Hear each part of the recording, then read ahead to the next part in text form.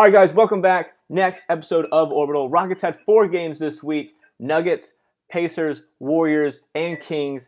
First off, Pacers, Sunday, 115-103 victory. Harden drops 40 points on 9 of 20 shooting. Chris Paul, 26 points on 8 of 13 shooting. And Capella drops 18 points and 7 rebounds. While the Pacers, Oladipo only shoots 7 for 24, scoring 22. And Bogdan Bogdanovic scores 20 on 6 of 11 shooting.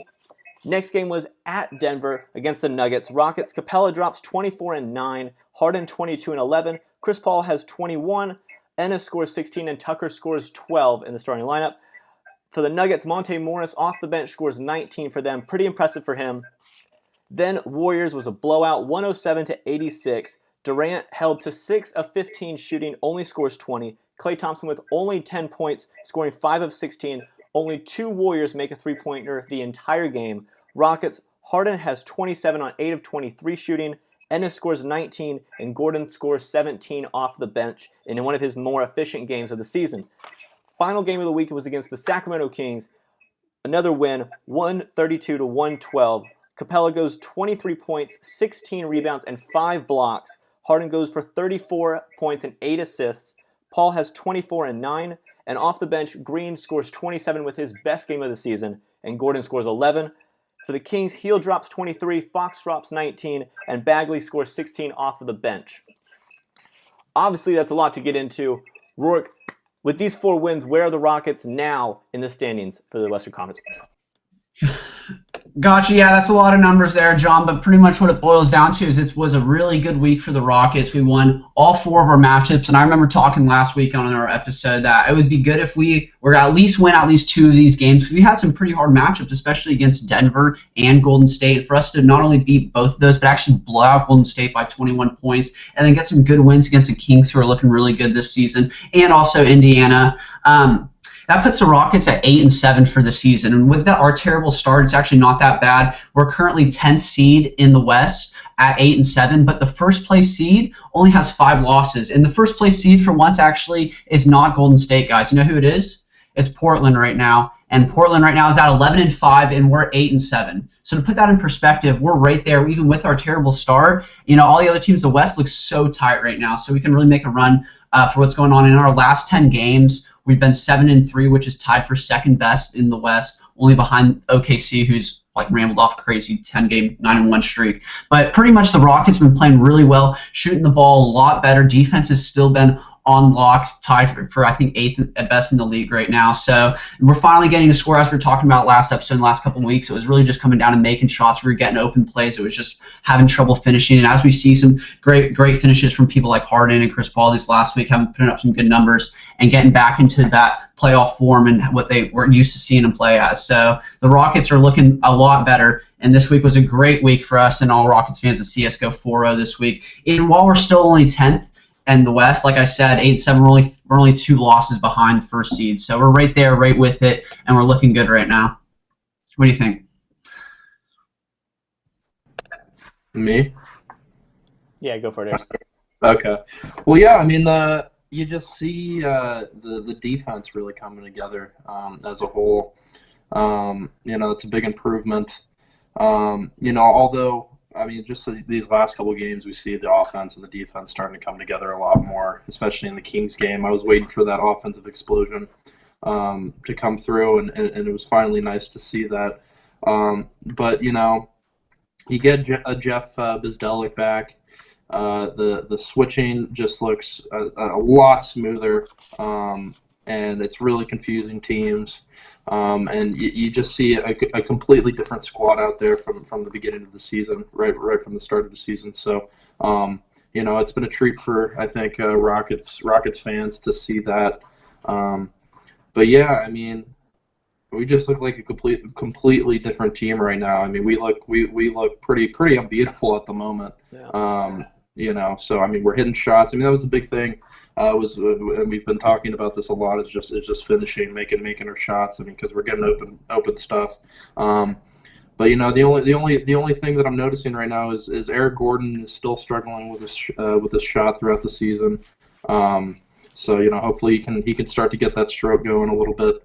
But right now I'm really loving what I'm seeing. I think all Rockets fans need to be happy right now. So even with the slow start, the team's coming together. They didn't get their heads down. With all the Melo distraction also, which I think is crazy. We've been able to rattle out these wins. It's pretty impressive and is a testament to the type of team that we have in that locker room, and sort of the leadership that we have. I've also just loved what I've been seeing from Clint Capella. Is looking like a top 5 center in the league right now. Excellent defense. He's blocking shots. He's getting out in transition, pick and rolls. Is just finishing strong at the rim. So you've really got to love to see his development. You got to love Gary Clark, Isaiah Hartenstein, these young guys that are coming in and giving you really solid minutes. And you like the hustle from Gary Clark. You like the hustle from Isaiah Hartenstein. So. And also Isaiah, he's got some range out there. He can hit an occasional 3 once in a while, so you can see he could stretch the floor. So I think Rockets fans got to be happy. Yeah, for sure, absolutely. And like Rook and I talked about last week, when you were sick, like they literally just have to make shots, and all these losses they've been having turn into wins.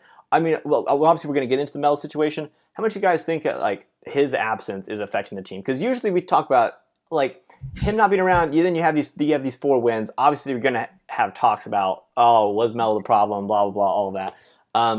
What do you guys think about that? Yeah, I mean, media, social media is portraying this like the main reason the Rockets are playing a lot better is because Melo's gone. Because ever since Melo left through his illness, whatever, as we know, Rockets parting way with Melo. Rockets, like I said, won their last 4 games. But I do not think that it's because of Melo or anything, reasons like that. I mean, while like Eris, you brought up, some of our role players are really stepping up, like players that we did not think at the beginning of the season, like Isaiah Hartenstein and Gary Clark, are really taking over those more of those minutes, especially Gary Clark, those minutes that Melo would be playing right now. And while Gary Clark is playing pretty well, I don't think that's really the difference maker in why the Rockets are so much better than we were 2 weeks ago with Melo. I think Melo, like I said, we were talking about in previous episodes, he actually, his stats, while everyone's blowing it up to be terrible, his stats were not actually crazy bad. He was averaging 13 a game and only on 12 field goal attempts.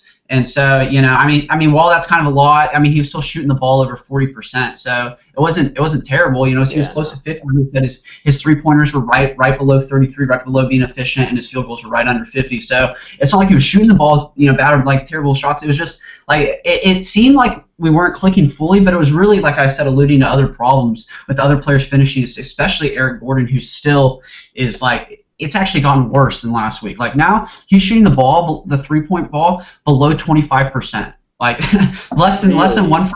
He's shooting out 24% right now, and he's attempting the second most field goals on our team behind Harden. So he's shooting more than Chris Paul right now, and averaging more than 3 points less than him. So he's only averaging 14. Chris Paul's averaging like 18, and so it's really Eric Gordon, but like I said, our team's still playing well. It's fine. We're getting through it. So it's not like I think Melo is the main reason that, and his terrible performance is the reason that the Rockets were not clicking or fitting well. So I think like media is overblowing it more than it really should be. But like I said, some of these other key pieces like Gary Clark and Isaiah Hartenstein are playing pretty well that we did not see coming. And going forward, it looks like Gary Clark's going to be playing a lot of minutes in that kind of role that Melo will be playing if he can, hang with the force. He's been a great surprise. Like even though he's like you kind of look at the games and like his efficiency while he's shooting, like he's not used to NBA shots. What? He's got the biggest length wingspan ever. Like that's where his impact really is, his defense, right? Like he can contribute offense, which is really what we need him to do. Like we need him to contribute a little bit. But in college, he was like 2-time all-pro defense. Here, wait, hold up. Your audio did some weird stuff again.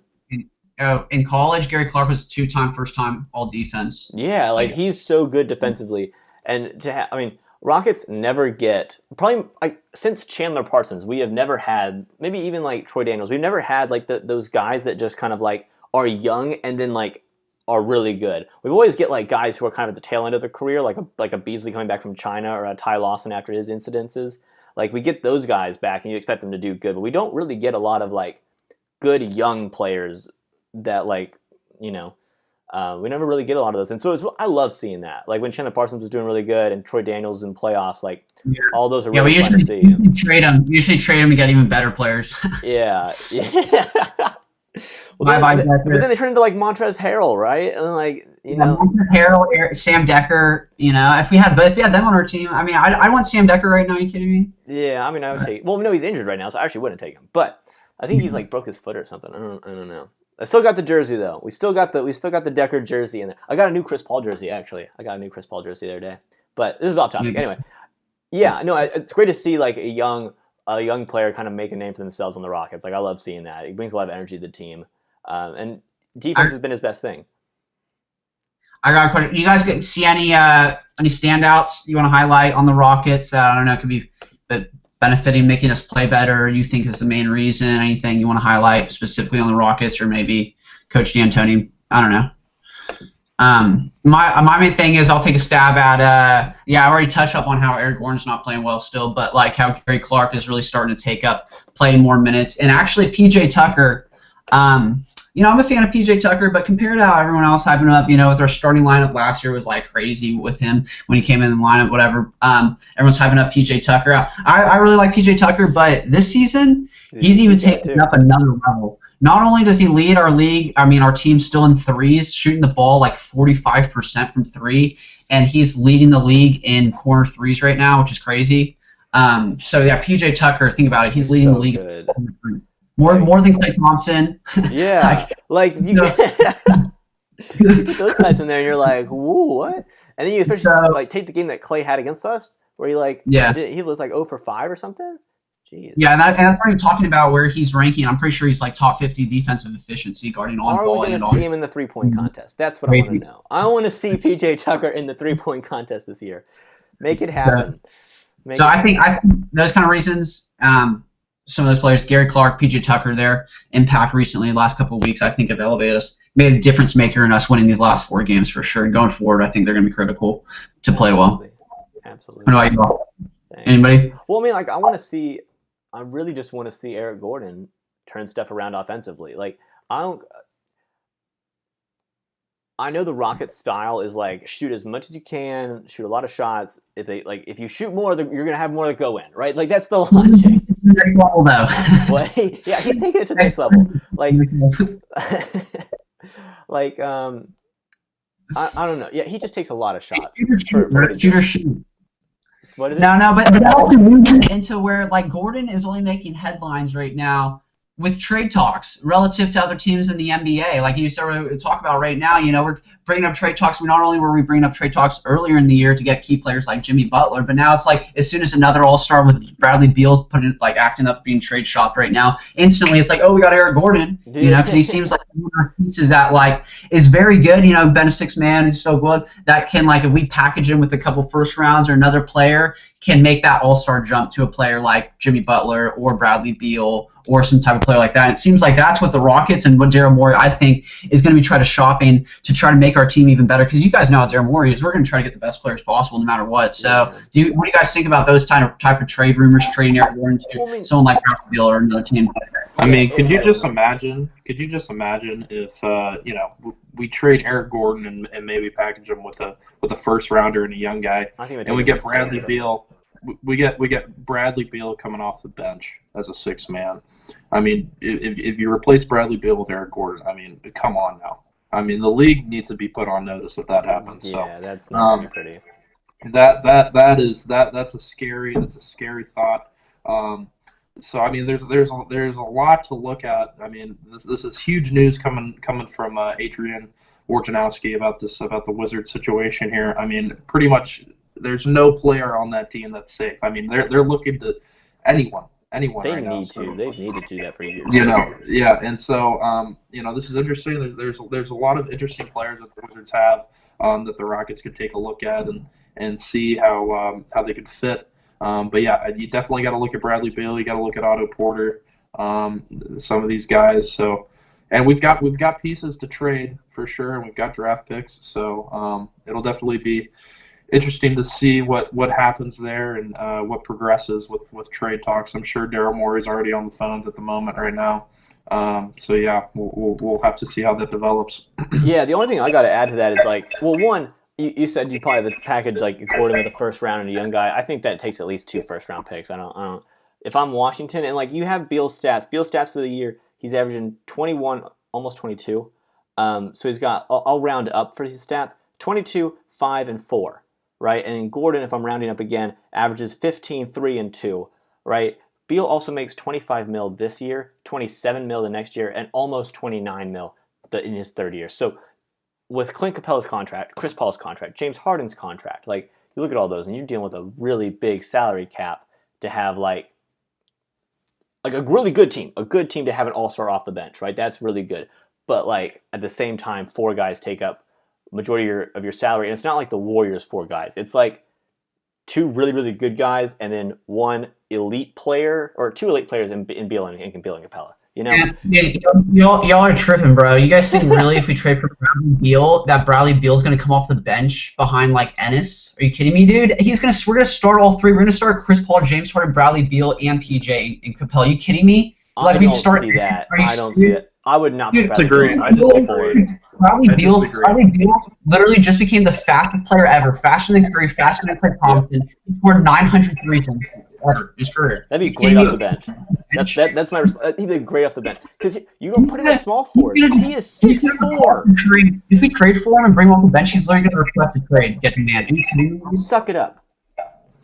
I mean, I'm sorry. I don't see a line. I mean, if we trade for Bradley Beal, I mean, I don't see him. I mean, how tall is he? Like 6'5"? He's listed at 6'5". So are we gonna put? Or would you put Harden at the small forward position? Put him at shooting guard. You can't put him that far off the ball. That's too much of a defensive drop-off. And Harden's 6'5". He's not even 6'6". I mean, I see what you're saying. From a skill standpoint, he should not be off the bench at all. I mean, I just don't see him in that lineup. Dude, Bradley Beal. But Gordon could start for a lot of teams. That's the thing. It's just I mean, I don't think he's going to complain. Take Iguodala a couple years ago. He's going to be if he's on the Rockets, he's going to be getting a ton of minutes, and he's already making a ton of money. So it's I mean, like I don't, Melo. I don't see why He'll play a lot. I don't see why you would complain. You're on a winning team. You've been losing with Washington. I mean, I don't see why a nice little change of scenery to potentially the ring. I don't think that's a huge And actually, I think I see where you're going with this. Eric Gordon is also 6'4", maybe 6'3", and we play him at the small forward alongside Harden and Chris Paul, and maybe that might be a point. Like Ennis is 2 inches. Ennis is only 6'7". Garrett Clark's 6'8". And we play Garrett Clark at the 4. Like, but he's more muscular. What like? I see what you're saying. I just don't see him. Maybe as a stagger thing. Maybe like as a Warriors death lineup thing where you don't play it all the time, but you play it sometimes. I bet he could easily. I wonder what he's looking up now. But I'm looking up his defensive stats. I'm trying to find his defensive. Okay. I like. That's the only thing. More debate like, I don't know. Show. I don't know if our defense would be significantly worse with him as a small forward. That's the only thing I don't know. With Bradley Beal starting all 3, but I think you're right. I mean, like, it's always gonna be good to have like a real good scorer coming off the bench in those second lineups, like an Eric Gordon. But like Chris Paul is always we always have James Harden or Chris Paul running the offense in the game usually. Mm-hmm. So no matter what, it's like we're gonna have somebody running that second unit with like a star player. So the problem is I actually don't think we have a chance of trading for Bradley Beal, mainly because you talked about his contracts the next 3 years. So I think it's gonna be really hard to get something like that done, even if we're gonna start talking about trade talks, like where he would start, whatever. So. But I do think that Daryl Morey and the Rockets, we are going to have some sort of trade before the trade deadline or whatever. And first free agent signing, dude. What's going on with Nick Young? How come we haven't got Nick Young yet, bro? Why has no one else got a Nick Young? That's even a good question. Why has no one got him? I don't know. That makes sense. I think he'd be great. I personally. Here's the thing. On one hand, you want him to come to the Rockets because you know he's going to be great. You know, him, Houston, just the city, the atmosphere, the culture of the team, like, he would do so good. But then you also kind of want him to go to the Lakers so you could have him, Beasley, Lance, Rondo, like everybody, like all the head cases. I want all the head cases on one team, and I want LeBron on the team as well. I want to see it. He's going to get signed. And then add JR. He's definitely going to get signed before the deadline. He has to. But like, I just think that the Rockets are going to try to trade for somebody that's like we could literally pick him up for free right now. Like especially Yeah. after getting rid of Carmelo, like we just pick up someone for the He vet would be a man. better Melo. He would be what we use Melo for. He'd be better at. And so and then also I think like I don't want to really trade away huge pieces if we can just sign someone like that off free agency. Like for example, we just like saw Gary Clark. This is the type of like year, like type of piece, the type of player that we deal right away. Like Gary Clark, like you said, we like the Rockets don't really develop players. Like we always just end up trading for more developed. Look at what was the I'm blanking on his name right now. What was the rookie we traded in the Ryan Anderson deal? I'm literally like I should not forget his name. What's his name? Anthony Melton. Yeah, look at Melton. Everyone was so psyched about Melton. Like those jersey sales for Melton were high. We got rid of Cabana, and like Gary Clark. I think Gary Clark is going to stay most of the season, because like it was actually I just saw this just on my like newsfeed whatever that like it was his birthday yesterday and Chris Paul just bought him a new Mercedes. so I think I heard him and Chris Paul are pretty good friends. So like I think they're starting to build the kind of culture where Gary Clark is going to really start stepping up, playing a lot of minutes for us, like taking over that Melo role. That's why I think we're kind of just getting rid of Melo is really because Gary Clark. And I got to credit to you, John. You're the one who brought this up last week. You were the one saying, "Did Gary Clark starter?" I don't know. I just say crazy things, and sometimes they're right. I just say crazy things, and sometimes they're right. I don't think Gary Clark is looked at as a Melo replacement. I think he's going to be looked at as an Ariza replacement at some point. Yeah. More than a Melo. I see what you're saying. I agree too. But here's the thing about Melo. And I think just like from the get-go, I think he just did not fit in with the team. I mean, you're talking about no disrespect to him at all. He's my favorite player. You look at a guy who's one of the best scorers ever stepped foot on an NBA court. But you look at his game and who he is. He's a guy that he requires the ball, and he has a lot of attention on him. And you look if you look at some of those games that he was in. I mean, every time he got the ball, he would take a shot. I mean, there was no really. He would slow the ball movement down. He would post up. He would take mid-range shots. I mean, it just wasn't the Rockets' game. And I think just from the get-go, he did not fit. And then, of course, you talk about his defense. I think on paper, I don't want to blame it all on Melo. Of course not. But I think there was sort of. I mean, I don't want to call him selfish at all, but I think there was. It just didn't work. It just didn't work. Which was unfortunate because he's such a great scorer. But I think you should go to the Spurs. I think there's. I think you should go to the Spurs. I think there's a ton of teams that could use him. I think the Boston Celtics could use him off the bench. I think they could. I think they need a vet though. Like off the bench. He's a vet. He's a veteran. And here's the thing. Here's the one thing that pisses me off about Carmelo Anthony. There's like this whole narrative that he's a cancer in the locker room, but in reality, he's one of the better guys in the NBA, and he's a great teammate. And a lot of players say that. Yeah, a lot of players agree that he's a great asset to the locker room, helping out in the locker room too, Ayers, with Melo. Yeah, that's what I was saying. You can finish what you're saying.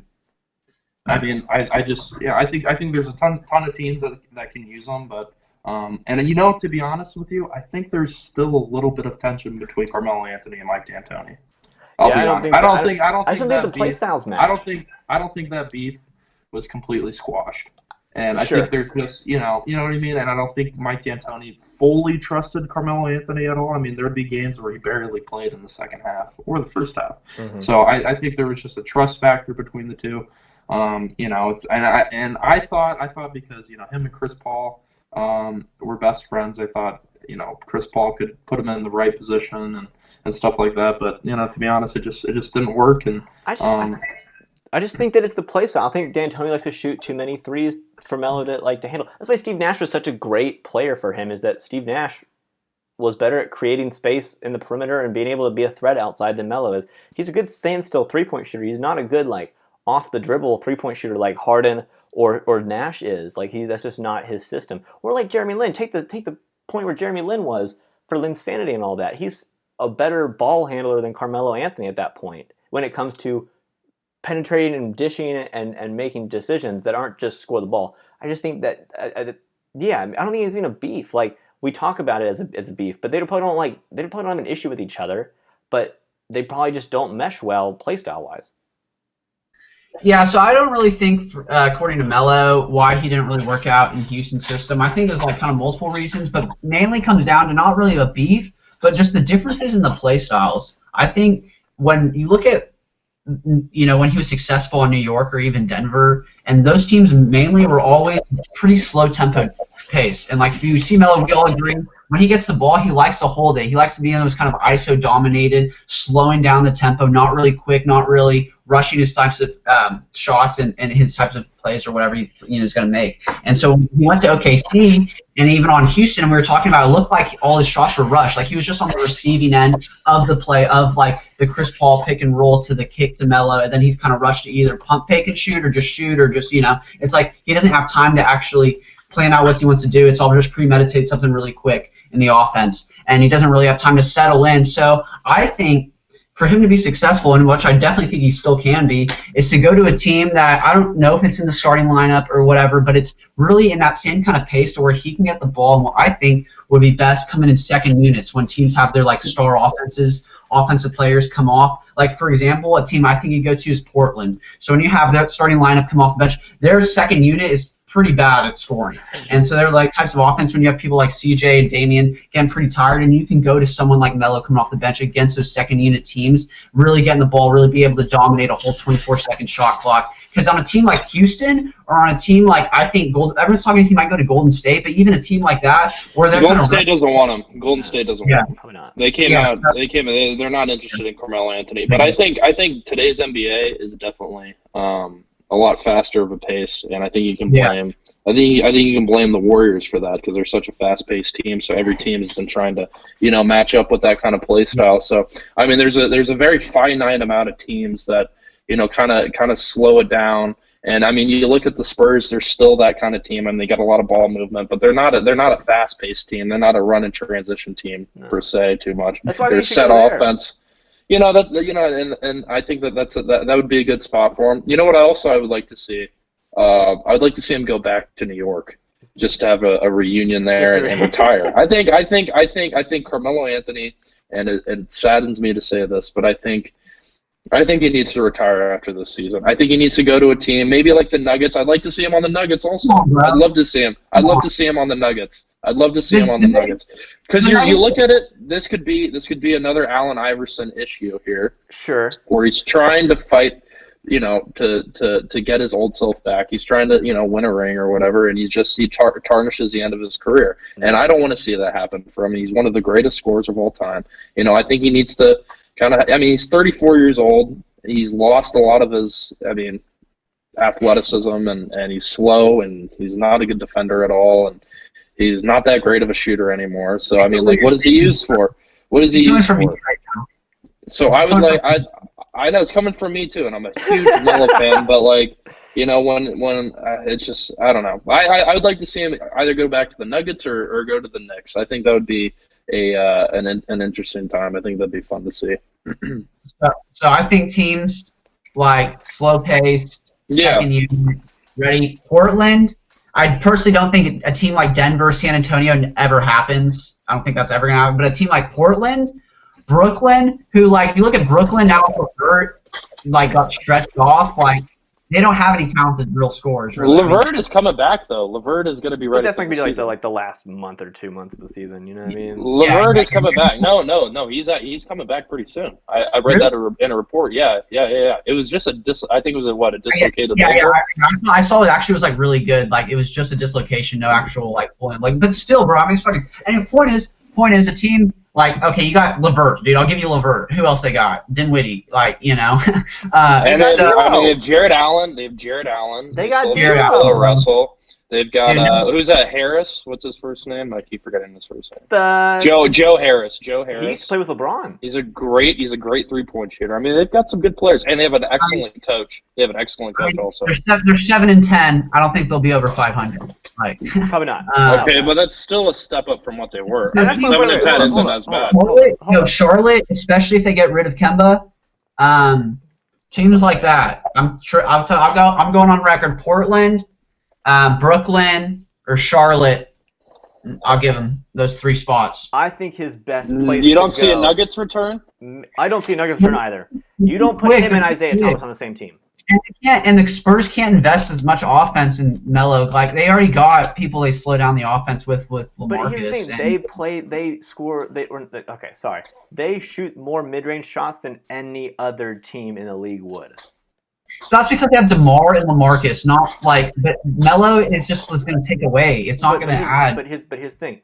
Well, he can shoot the three. He can shoot the three. He can, just not at a clip that he was at once upon a time. If anybody in the league can get the most out of Melo, it is Greg Popovich or Steve Kerr. I don't think he's going to the Warriors. I think the Spurs would be his best place to go. No. I love it. First take. Or the Heat. Actually, I think he could go to the Heat. Hey, I'll give you the Heat. Only because, I said, he's got that good second unit. They don't really have anyone going to. Spurs. Dude, Josh Richardson is so good. He's so good. Dude, they should have traded, bro. They could have had Jimmy Butler. He fucked up. Dude, they messed up. Or no, Timberwolves messed up. Really, Timberwolves messed up. Yeah. He didn't mess up nothing, but Timberwolves messed up big time. But yeah, okay. I read the final report for trade offers, and I still can't believe Wolves didn't take 2 first-round picks and Nene and Gordon for both. I still can't believe that for what they did take. Anyway, it's way off topic, way past when we should bring it up. But all right, so what do you guys think about the next couple of games? What do they look like? Well, we got the Pistons. We play. I think we play at Detroit, and then we come back and play in Houston, and then we have the Cavaliers. So this is a pretty nice and easy week for the Rockets. Detroit could be an interesting game just because it's away, but we've been proving that we can play pretty well on road games. So I think this is going to be. I'm predicting 3 wins, definitely keeping the streak going. I think it'll be a 7-game win streak. I think if we get these 3. So I mean, you're playing the Cavaliers, who also just don't have an identity. You got Colin Sexton, and who's. I don't think a lot of his teammates really like him right now. They think he's a ball hog, and so they're going to be a bad team for a while, unless they get Zion. So that'll be interesting to see. So I think that'll be their next prophet right there. So I think the Cavaliers are in a tanking mode at the moment. But yeah, that should be an easy win. I think we can handle the Pistons pretty easily. Just by the way we're playing right now, but I don't want to jinx it. But I think the Rockets have a lot of momentum going into this week right now, just from the Kings game and the Warriors game. So I think everyone is feeling pretty confident at the moment, and I don't see any kind of drop off. We're starting to get things to click especially on the defensive side, and now the offense is starting to come together a lot more. We're putting up points at a fast rate. And then you also have things like Ennis returns to Detroit. I can't wait to see that because he used to be on the Pistons. And then you also have with Cleveland. I think it's interesting. I just thought about this. If they get the first round pick and take Zion, I think they will unofficially lead the NBA in taking people compared to LeBron first overall. Yeah, exactly. Exactly. They took LeBron. They took Wiggins. They take Zion, and Anthony Bennett, you can be like, hey, he was a heavy 6'8" guy that did stuff. You'd be like, maybe he's definitely a big stretch mark on that one. But maybe he was like LeBron. They always take. Do you know how much Zion Williamson weighs? Is he 285, 290? It's 285. Jesus. Is that ridiculous?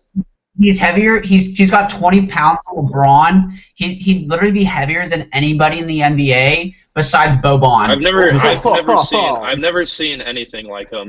Heavier than everyone else. Heavier than anyone else, dude. And he can jump 42 inches, bro. It's ridiculous. Boban can't even jump a foot. And Zion can jump almost 4 feet. I love that. He can't even do a foot. It's ridiculous. I love it. Boban dunks and just holds on right there, bro. Zion would back down LeBron. Isn't that just some mind-boggling? That's crazy. That's crazy. I can't wait to see it. I love watching Duke this year, dude. They're a fun team. RJ Barrett. Coach has been getting on me about being a bandwagon Duke fan, and I've been like, dude, I've been here since Austin Rivers was here. Don't even come at me like that, all right? That's still bandwagon. Whoa, that is not a bandwagon. How's That that a is a bandwagon? bandwagon. How's that a If bandwagon? I would consider you not a bandwagon if you were there for the Carlos Boozer days, but I guess you I mean, are. I've watched those I've watched those games. Does that count? I mean, All right, wait. gotta get So going. about the Rockets, really important. I think going forward, you look at their schedule. Talking about playing Detroit, we're gonna back-to-back them twice. Play them in Detroit and at Houston, and then we got. If you look at our schedule coming up, this is really our time to make our run. While we got this great 4-game win streak against some really good teams like Golden State and Denver, and now we get to whip up on Detroit twice, Cleveland, Washington, Dallas. So I think this is where we really start our win streak right here going into. You look at our next 7 games. And we literally only play the Spurs, who are over 500. The other games are Detroit twice, Cleveland, Washington, Dallas, and the Bulls. And then we play the Timberwolves. So this is really where the Houston makes their run, climbs to the top. Like I said, number 1 seed, and Portland only has 5 losses, and we got 7. We're 8-7. So this is where we get to really make our run right here. This is where we really got to step on the gas pedal. I hope we don't drop a game to Detroit one of these 2. We should beat them both times. Hopefully we don't drop a game. Yeah. But I think it's going to be critical. Win these 2 games, boost up this win streak, get going. We could have an easily over 10-plus game win streak right now, and that will just set the momentum, get that motivation going. You guys know what this is like. When you get that kind of mentality, that shooting mentality, that kind of offense, that kind of confidence, it's infectious for our team. And so once everyone starts catching fire, it's going to be crazy, Like we talked about games last year when we're scoring 40 points every first quarter. Everyone's just catching fire instantly. And while our scoring and our offense isn't quite there yet, these type of games, this type of momentum boost is really what's going to kick in that confidence for some of these players. Like, I really hope Gordon gets going this week, right? Like, that's going to be just so good if he starts heating up. These type of players, these are the type of games that sets that kind of momentum to get our team to start playing really, really well. Yeah, let me come up with a hot take before we go. I love that. I love that. The Warriors will be completely dismantled next offseason. Completely dismantled. Kevin Durant will leave. Small flame. Kevin Durant will leave. Klay Thompson will leave. That's my prediction. Small and the flame. Warriors' reign will end. Probably not Klay, but KD. I think Klay will leave. Small flame. I think Klay will leave. I think Klay will leave. Where he's going? Absolutely. Where's he going? And also Kevin Durant is one of the weakest superstars I've ever seen. That's rude. And I think he's very overrated. And guess what? He should not have won Finals MVP last year. That was Steph Curry. That was Steph Curry's Finals MVP. Okay. Absolutely. Okay. Steph Curry's their team, and it's evident right now. It's evident. Yes. It's evident. Yes. So, just wanted to say that. Little flame turned into medium flame. I'll give you a medium flame on the hot take. I'll give you that. Okay. Well, I think this is the last year. I think this, and of course, DeMarcus Cousins isn't gonna. He's gonna want money. The Warriors can't afford DeMarcus next year. So. Yeah, no, they can't. Here's bigger hot take for you. Flaming. Okay. Super hot fire. Throw back to that. Okay. The Raptors will beat the Warriors in the NBA Finals. Dude, get the fuck out of here, bro. The Warriors are making dreams, idiot. Dude. Even hotter take. Charlotte makes the final. God. Brooklyn. Dude, Oh man. Brooklyn beats them. Houston? Raptors are crazy this year. Raptors are going to the finals this year. Raptors will be in the finals this year. You think so? Over Boston? No. Yes. Jason Tatum, who's having the bigger hangover? Jason Tatum, until I see Brown get better, Hayward readjust, or Tatum get over his sophomore slump, Raptors are beating them. Who's having a bigger sophomore slump right now, Donovan Mitchell or Jason Tatum? Donovan Mitchell. Because Tatum can have slumps and they still win. Donovan can't really have slumps. Everyone in Boston is taking a slump right now because everyone's trying to reacclimate to Gordon Hayward. So, Gordon Hayward is not playing too well, and everyone, if you look at everyone's stats, especially Al Horford is playing terrible right now. Jaylen Brown and Tatum's stats plus Kyrie's are all decreased. Obviously, Rozier's are decreased with Kyrie playing more, and those lineups, everyone playing. So everyone on Boston's looking worse, but really, I think Donovan Mitchell, because the Jazz, they're good still, but they're not. I'm very happy we didn't sign Al Horford in 2016. Oh, goodness. Well, he would have been good for us, though. I like Clint Capella better. Oh, yeah, I do too. But imagine your backup center is Al Horford instead of Nene. I don't think Al Horford would be the backup center though, because then I don't think Clint Capella would have developed that much, and he definitely would have taken the starting role over Al Horford, because Al Horford was coming to be the starter for the Rockets. So if Al Horford came, Clint Capella might have not developed. Okay, I can see that. You know what I mean? So I can see that. So I'm glad he didn't come. I'm very glad he didn't come. Yeah, maybe so. All right. All right, guys. This has been another episode of Orbital. Thank you guys for watching. If you liked the video, make sure to like it. Make sure to follow us on Instagram and Twitter at Orbital_the. Make sure to subscribe to the channel. We will see y'all next time.